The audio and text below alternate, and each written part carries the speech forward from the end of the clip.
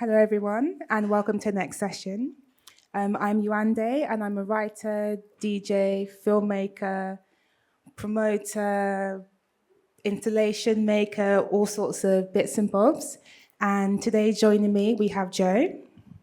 Hello, I'm Jo Hunter. I'm the managing director of KLS Bookings, which is a boutique booking agency for DJs and live acts. So to kick off the session, I would really like to know how you got into the role that you are now and what led you to set up KLS. Okay, so I've had millions of jobs. It took me quite a long time to figure out where I kind of wanted to go. I knew I wanted to do something in music, but I didn't really know how to get there. I'm from a working class background, and I just didn't know that these kinds of jobs existed at the time. I basically went to uni, dropped out when I was 19, went and worked for an events company. I was doing like corporate events, conferencing, all of that sort of stuff. That's where I learned how to manage multiple projects, big budgets, all of that sort of stuff.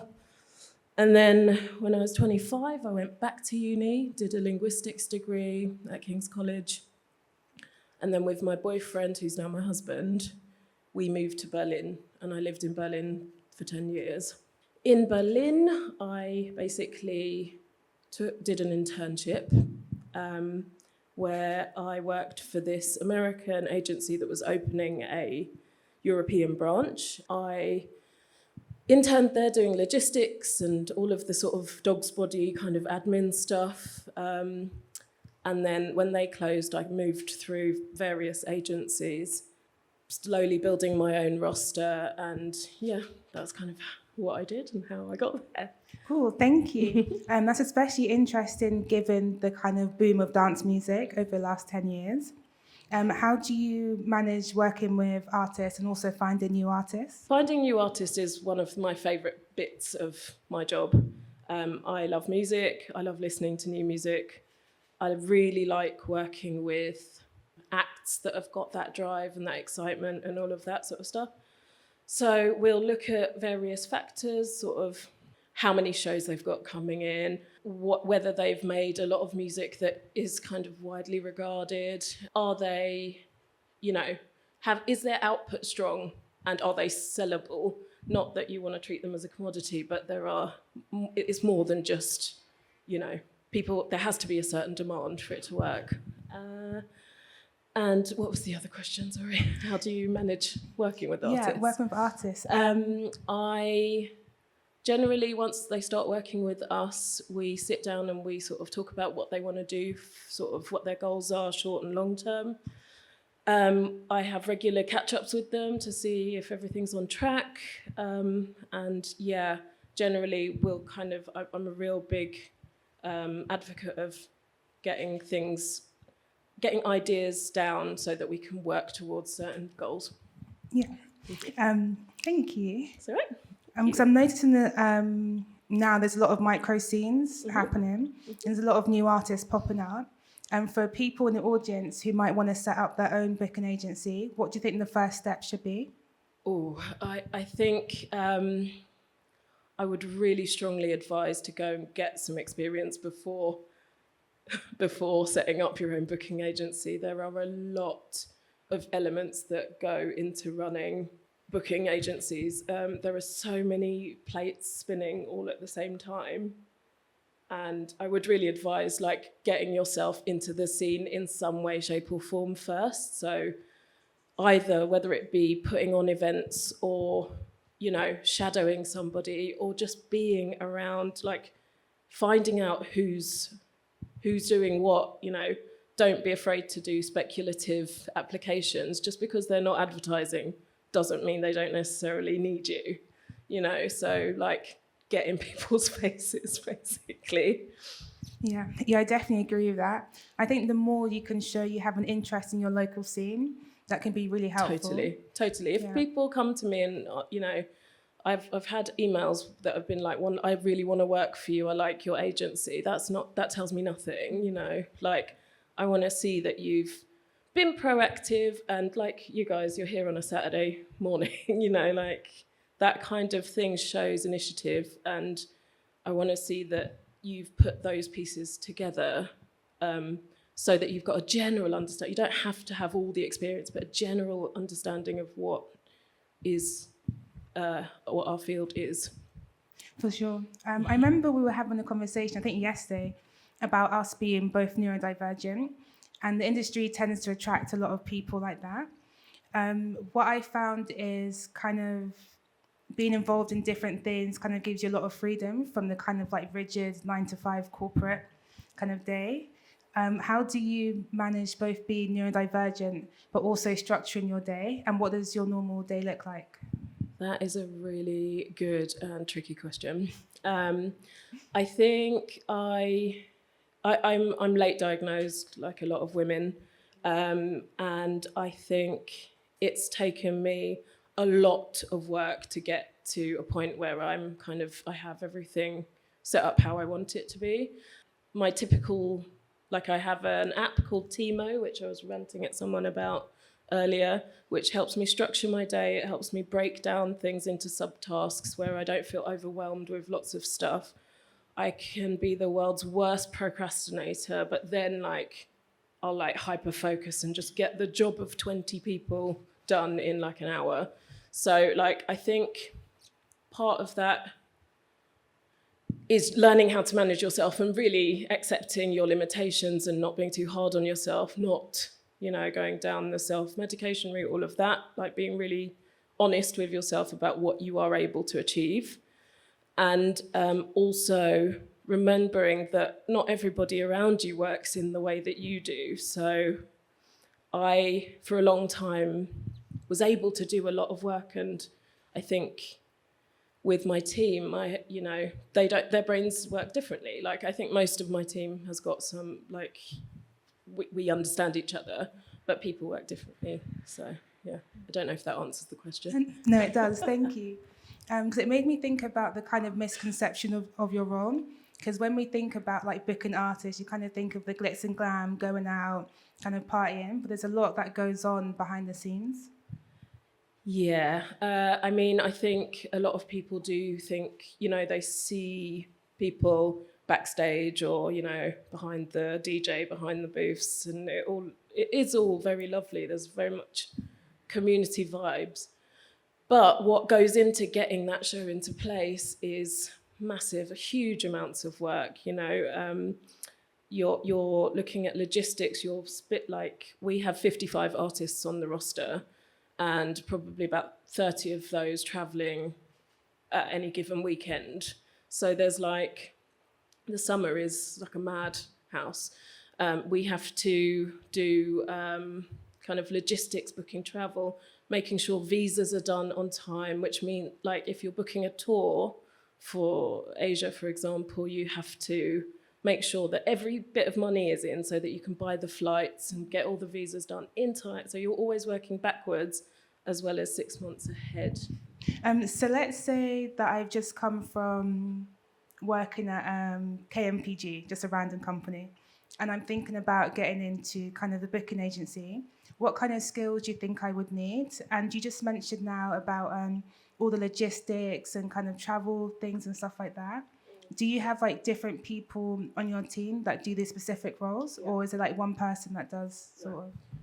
Like I keep reiterating, there are multiple projects happening at any given time. So I think you need to be able to know how to prioritize, be incredibly organized in whatever shape or form that takes. Problem solving, things come up at the last minute, particularly since lockdown and travel, flights getting cancelled, people not being able to get visas, all of that sort of stuff. You need to be able to be dynamic, I think, and be able to adjust to whatever issue you're faced with that is out of your control and not freak out about it. I think that's kind of where the neurodivergence really comes in handy, because I can sort of it's stressful. I find it really stressful, but it also kind of helps me manage that, I suppose. Do you have specific people on your team that do certain roles? Yeah, so I have, we're a team of 8 people. We have people doing bookkeeping, And then we've got a production team. So that's made up of people who look after everything from the point of contract. So the show is pitched to the promoter, it's negotiated, it's booked in, and then it's contracted. And from that point onwards, it goes to the production team, who then will sort of look at the travel, look at the hotels, look at taxis and ground transport, how you get to and from the airport, make sure that the visas are in place, and then also making sure that the artist gets paid. And yeah, so everything from like very first idea about the show right through to how they're getting like back from the nightclub. So before you started your own agency, what obstacles did you face trying to navigate the industry?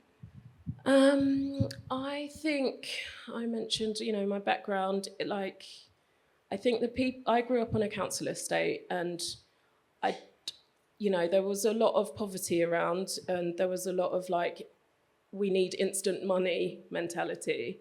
So I didn't really have that longer term vision until a little bit later. I didn't really believe that I belonged in certain rooms, and it still gets me, today. Like, I'll be in there and there will be the loudest voice, and that, like, I'm like, ooh, or the poshest voice, or it's just like, okay, they know more than me. But actually, I'm learning every day that I do belong there, and I'm allowed to be there, and I know what I'm doing, and I really look after my artists very well, and they, we worked together for years. But that main one was confidence. I would say another one, and that's a systemic issue, really. That's not like just a personal issue. That's a systemic thing that permeates through a lot of different work cultures, I think. And then the other one was I was often, in my first agency, I was the only female for a long time, other than the assistant. I was the only female booker. I lived in Germany for 10 years, in Berlin, which is where I started the agency. And so I was often the only person of colour in the agency, or in the room, or amongst the promoters. And you would, people know, they'll talk to you on the phone, my name's Jo Hunter. They don't know what you look like, or, who you are. They assume you're a man. They assume this about you. And you see it's very small, but you see the flash of, oh, this is what I'm dealing with, which is fine. It's not negative. It's just you internalize that on a very base level, I think. So again, I wouldn't say necessarily obstacles from people, but myself, and learning to kind of get assertive and, all of that. Yeah, for sure. Because I experienced a lot of imposter syndrome. Yeah. So when I tried to get into the industry, I just didn't think it was for me, because there weren't many people who kind of looked like us, for example. And I found it a bit kind of difficult to kind of navigate. What would you tell yourself, maybe in 2012, 2013, when you were kind of in the thick of it, of how to manage it? Do you know what? It's just a lot of... There's a part of you that's a little bit delusional, and I deserve to, I'm going to do it. I'm going to be like this. I had a lot of I had an end goal. I knew that I wanted to head up an agency. I knew I couldn't really work for people for that long, because I'm a rebel, I guess, in terms of being told what to do. Even with myself, if I tell myself to do something, I'll instantly go do something else. What advice would you give to yourself? Yes, what advice would I give to myself?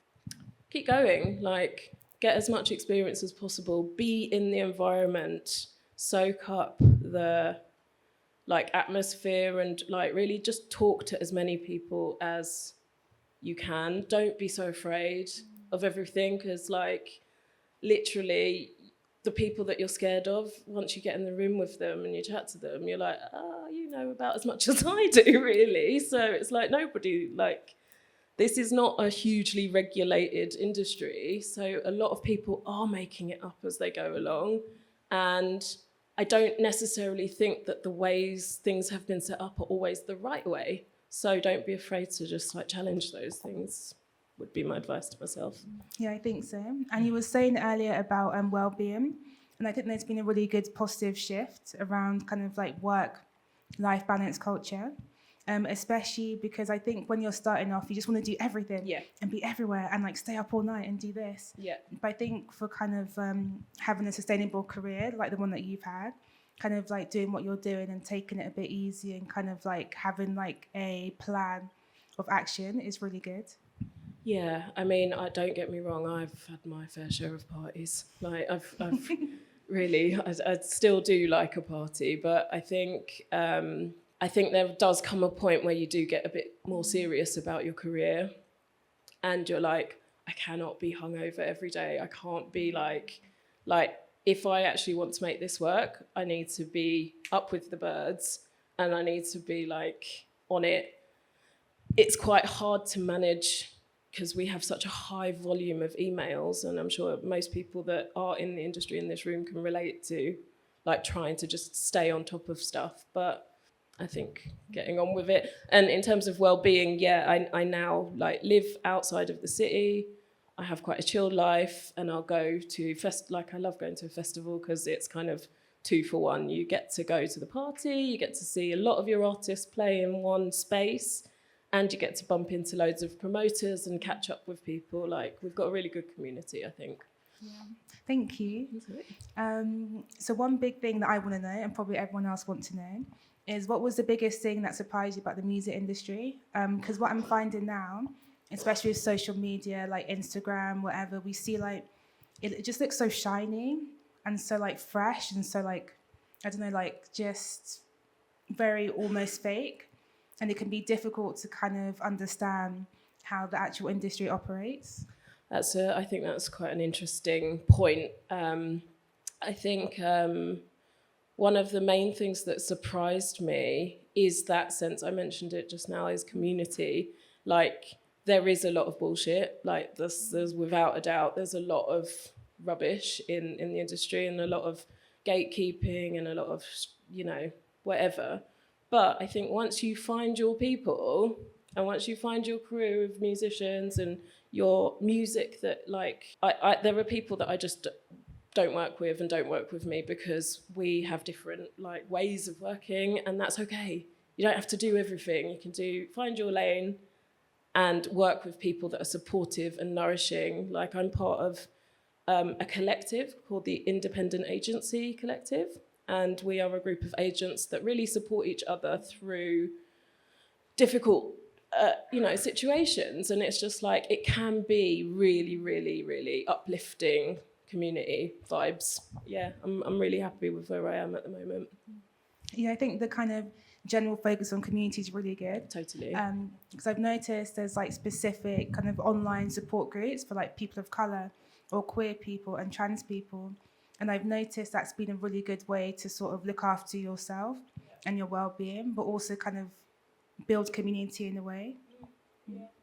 Yeah, I mean, I think that having safe spaces for people for whatever sort of issue that there is, I think is super, super key, and can encourage you to take steps in things that you might not necessarily feel comfortable doing. I think it's always really good to challenge yourself and do stuff that scares you, really. But yeah, I think... Yeah, I think so. Like what you're saying about kind of like being bold and taking risks and all sorts, I think that's one of the things that makes the industry so exciting, that there is no clear path and you can sort of forge your own way. And sort of, if you don't like something that you see, or you work somewhere, you're like, how can we change this? You can go out and do it yourself. Exactly, and people are drawn to that, and they're really, I think this community like that we work in is quite receptive to change and dynamism, and there are so many people that like do new exciting stuff, and they like, particularly the neurodivergence of us, start multiple projects and probably don't finish most of them, but like it keeps things fresh and it keeps things energized. I mean, music is inherently like refreshing and reviving, so I think that's why a lot of us are drawn to it. It's not like, you've got your things that you listen to all the time, but it's exciting hearing new stuff and working with new people. Like, my job is no 2 days are the same ever. I just don't know what's going to happen each day, which I kind of like. What do you think some highlights have been in your career? So many, like, that they're not big probably for a lot of people, but I've worked with some really incredible artists. Like, I've learnt from some really incredible people. So I worked at an agency called Jack Mode when it first started. That was like a deep house agency. It was like Clapton, Dr. Drew, Adana Twins, that kind of vibe. And I kind of, that's where I cut my teeth really properly, and worked with some really lovely people there. Then I worked at Kimco, which was run by a lady called Kim Benjamin, and I think I learnt a lot from her. She was a tough cookie. She started in the 90s. She was really, she knew the job, and she wasn't frightened of anyone. And when you're like, okay, this woman like knows her stuff and is getting stuff done, and ain't taking no shit. And I was like, okay, right, well that, and just like in like how things work step by step, she really taught me. Then I worked for Ostgut Bookings, which was an agency at Berghain. They've closed now. So I worked for them, and there is where I really felt like, okay, I'm working with artists that I get, that I love, that I'm really, like, not that I didn't love them, other artists before, but it was like, this was like more my music, And I looked after the house roster there, house music roster, so most of the artists that played in Panorama Bar as opposed to Berghain. Yeah, that opened a lot of doors. People were, it was an influential place to work. And then I left there in 2019 and moved back to the UK because my dad was ill. It was just a lot travelling back and forth to Berlin and coming to the UK. So I had always run KLS along the side of all of these jobs, and I was like, right, I'm just going to commit. And as soon as I committed, because I had built up all this amazing experience. So yeah. Thank you. It's also interesting to hear that you've worked at a lot of places that have like a lot of different genres. And I think that's the thing with being music lovers. Like, if you try and limit yourself and think, no, I want to work at this one booking agency, you kind of might miss opportunity to like develop and grow like the way that you've done. Exactly. And I think being snobby about music is a bit stupid, really. Like, not to be rude, but I just think just because it's not quite your thing doesn't mean you can't find, like, I think being open to different sounds, like some of them weren't necessarily my kind of thing, but the people were lovely, and it was still really beautiful to see them playing and see them be respected and helping them grow and all of that sort of stuff. So, like, the core of it is the same, and like you say, you don't want to lock yourself out of stuff. So I really like to just get involved with everything if I can. Yeah. Thank you so much, Jo. Thank you. Thanks. So we have time for some questions now. So who wants to go first? You're all kind of staring at me. Thanks for that. That was really insightful. I guess to your last point about not closing yourself off to different artists and genres, would you say it's key to at least enjoy some of your artists' music? Yeah. Oh, no, I mean, yes, absolutely. I think that I should have probably said that, shouldn't I? I don't think, I think to sell something, because you are essentially a salesperson. You're like pitching stuff. You're saying, this is my, this is what I can offer.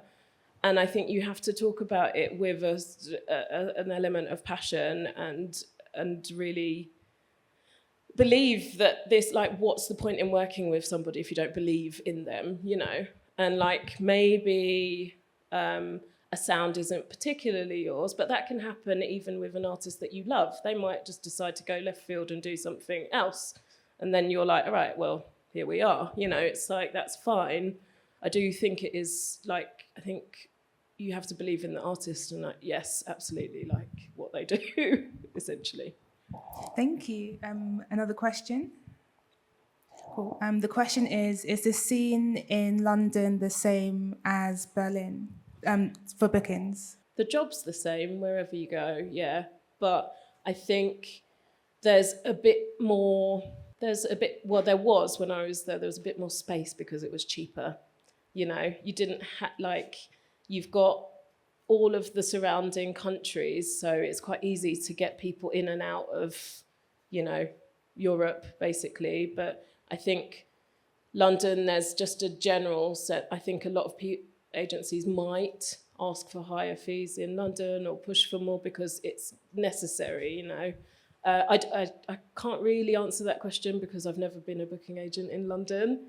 And I don't know that many booking agents in London, but I think the job kind of is universal, really. Sorry if that doesn't really answer your question. Thank you. Yeah, we have a question.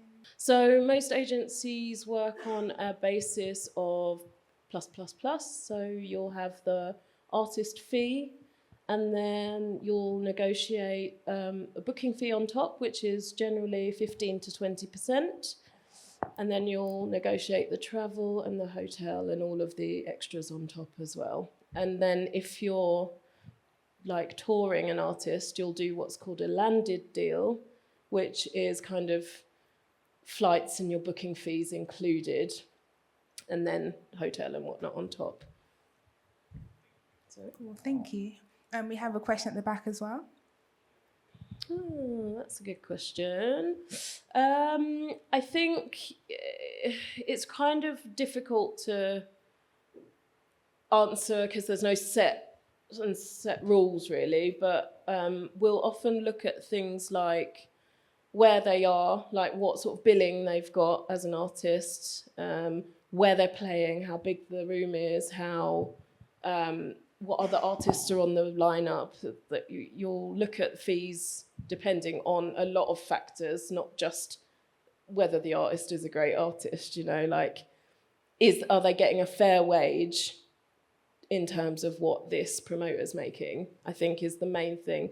Like I'm not really up for like rinsing out a promoter. Like I've discussed this with my artist. I think to be sustainable, you need to keep fees fair, but you also want to make sure that the artist is getting fairly compensated for the work that they do.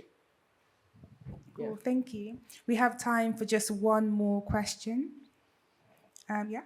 Oh, if I could make festivals book all of my artists, I'd be so happy. But I can't, unfortunately. I think we're lucky to have a really good roster, and therefore people book multiple artists from us. Like I think that is a common misconception that we can force people to book people. I think a lot of artists think that when they get an agent, it's all gonna pop off. But unfortunately, we can only place the artist in front of the promoter. The promoter has to make that decision whether they want to book or not. And they will also evaluate, like, has this artist been playing a lot? Are they, being billed in the right place? Are they ticket sellers? All of that sort of thing comes into play. So I think we have some amazing artists on the roster, and all of my team have got good relationships with promoters, so we can at least put our roster in front of them, and then they'll sit down with us and be like, we want this person, this person, this person, not this year for these people, maybe next year. Cool, thank you. And for people who want to know more about KLS and yourself, where can they find you? KLSbookings.com or KLS Bookings on all the socials, except X. Yeah, that's it. Thank you so much, Jo. Thank you, and thank you, everyone.